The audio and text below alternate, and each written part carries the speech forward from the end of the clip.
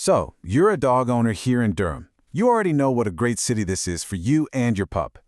Think of this as your go-to guide for finding the right trainer to help you both enjoy everything this place has to offer.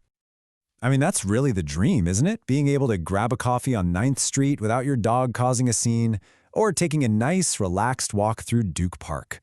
Good training is what makes those simple, everyday Durham moments really wonderful. All right, let's get right into it. The absolute first thing you need to do before you even open a single web browser tab is to figure out exactly what you want to get out of training. You got to know where you're going to find the right path to get there. So really, take a second and think about this. What does a win look like for you and your dog? Is it just a calmer house? Is it feeling more confident on your walks? Try to be as specific as you possibly can. And you know, your goals are probably on this list somewhere. These are the most common things people need help with. Maybe it's just getting the basics down with a brand new puppy. Or maybe you're dealing with constant leash pulling. Or it could be something more complex like reactivity or separation anxiety. Nailing down your main focus is a huge first step. And here's the other side of that coin. How do you and your dog actually learn best? Group classes, they're awesome for socialization. But private lessons or someone coming to your home, that gives you really focused attention. Then you have things like board and train, which are super intensive. You just have to be prepared to keep up the work when your dog comes home. Think about what fits your life, your budget, and of course, your dog's personality. Okay, so once you know your what and your how, it's time to find your who. Now we can get into how you can really size up potential trainers and find someone who's a great match. First things first, you've got to understand a trainer's philosophy. The truth is, modern, effective dog training is all reward-based. It's about building your dog's confidence, which is exactly what they need to handle a busy place like the American Tobacco Trail. Methods that use fear or intimidation, well, they can actually create a whole new set of problems and really damage your relationship. And this is the idea right at the center of it all, positive reinforcement. It's actually really simple. It just means you reward the behavior you want to see more of. It isn't about bribing your dog, it's about communicating clearly. It makes learning a fun game for them, and honestly, it makes your bond so much stronger. Now, I know these litters can look like a bowl of alphabet soup, but they are a really good sign that you're dealing with a professional.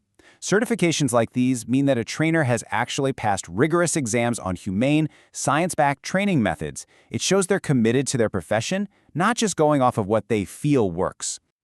Okay, so you've narrowed it down. You've found a few trainers who use positive methods, they've got the credentials. Now what? Now you interview them.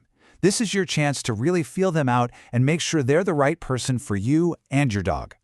So when you get them on the phone, here are the must-ask questions. You want to hear them talk about positive reinforcement. You want to ask how they're going to create a plan specifically for your dog and your goals, not some cookie-cutter approach. And that last one about practice between sessions, that's vital. Training is a team effort, and all the progress really happens with the work you put in at home. All right, so you've picked your trainer. Congratulations.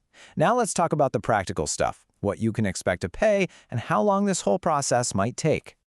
Let's just talk numbers here in Durham. As you can see, group classes are usually the most budget-friendly option, maybe a couple $100 for a whole course. And on the other end of the spectrum, you've got something really immersive, like a board and train, and that's a much bigger investment. Seeing these ranges helps you line up your goals with what you're ready to spend. And this is the big one, right? The question every single dog owner wants to know.